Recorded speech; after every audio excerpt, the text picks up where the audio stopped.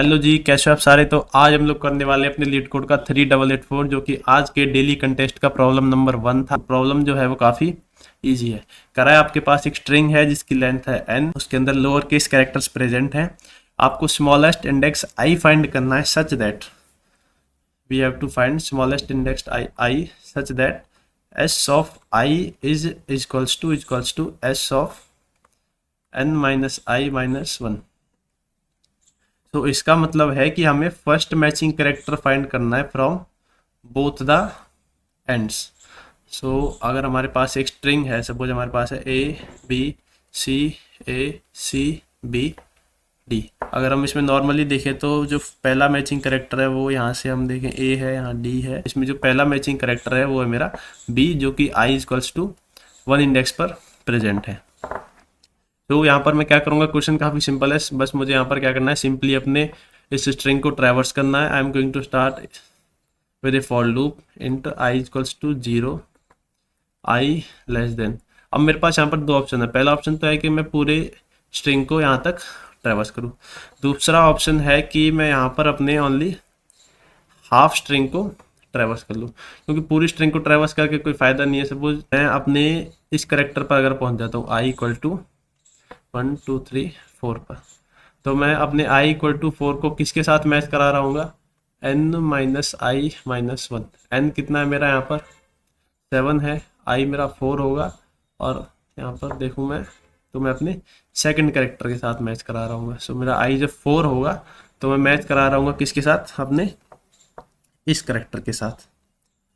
जबकि इस करेक्टर को और इस करेक्टर को मैं ऑलरेडी मैच करा चुका हूँ जब मैं i इक्वल टू 2 पर हूँ। सपोज जब मैं i इक्वल टू 2 पर हूँ तो मेरा जो n माइनस आई माइनस 1 होगा, जो लास्ट करेक्टर जो होगा वो होगा मेरा 7 माइनस 2 माइनस 1, जो कि 4 है। सो मैं अपने 2 और 4 को ऑलरेडी कंपेयर करा चुका हूँ। सो जब मैं अपनी हाफ लूप के बाद भी अगर ट्रैवर्स को कंटिन्यू करता हूँ तो मैं दोबारा सेम करेक्टर्स को आपस में कंपेयर कराऊंगा, और मैं वो नहीं चाहता हूँ। इसलिए हम यहाँ पर थोड़ा सा ऑप्टिमाइजेशन लगाएंगे और n/2 तक लूप को ट्रैवर्स करेंगे और i को इंक्रीमेंट करते जाएंगे। चेक करना है मुझे हर स्टेप पे if my s of i is equals to s of n minus I minus 1। n minus I minus 1 कैसे, n माइनस आई माइनस 1 रिप्रेजेंट, सपोज जो मेरा ये जो मेरी स्ट्रिंग है इसके अंदर जो लास्ट करेक्टर होगा वो क्या होगा, n माइनस 1 होगा।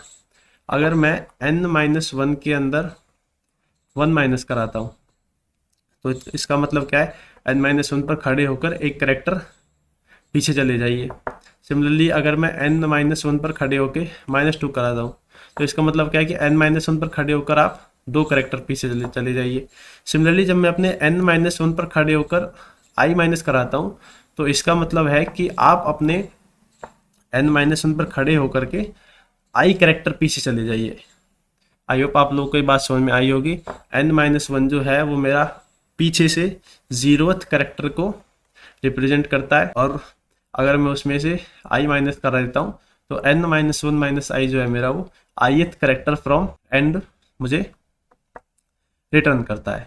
सो I am going to check if my s of i is equals to s of n minus I minus 1, then in this case I am going to return the index of matching character, क्योंकि हमारे जो ith index पे जो मेरा character है वो अपने ith index from and से मैच कर जाएगा, और मैं यहाँ पर i रिटर्न करा दूंगा।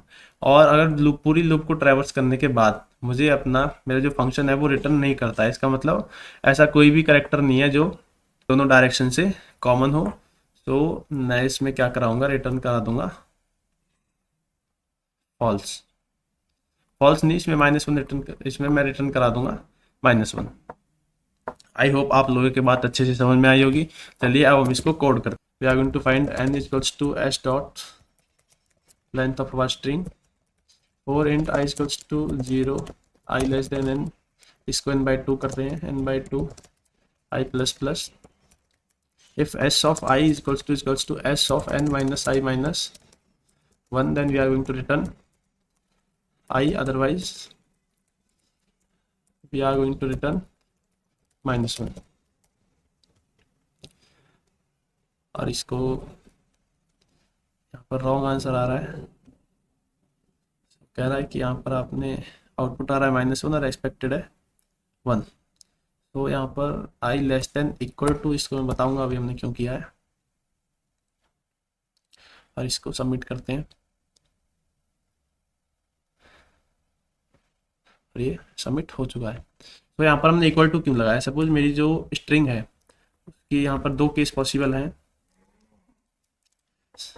यहाँ पर अगर हम देखें तो मेरा जो केस 1 होगा उसके अंदर है कि मेरी जो स्ट्रिंग है उसकी जो लेंथ है, length of S is E1, मेरी स्ट्रिंग की लेंथ E1 है सपोज, इसके अंदर 4 कैरेक्टर्स।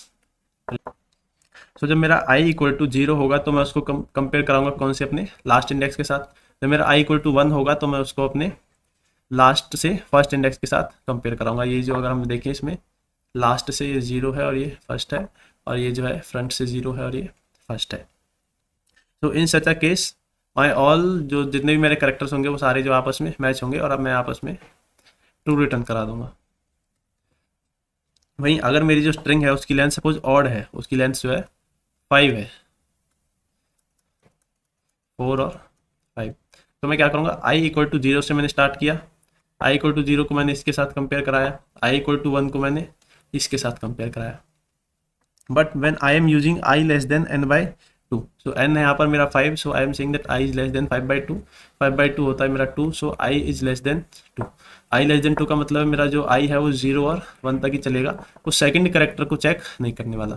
बट जो मेरा ये सेकंड करेक्टर होगा, जो मेरा i equal to n/2 character होगा in case of odd length, जहाँ मेरा n जो है वो ऑड है, तो ये जो करेक्टर होगा वो ही मेरा जो है स्टार्टिंग से और एंड से फर्स्ट मैचिंग करेक्टर होगा।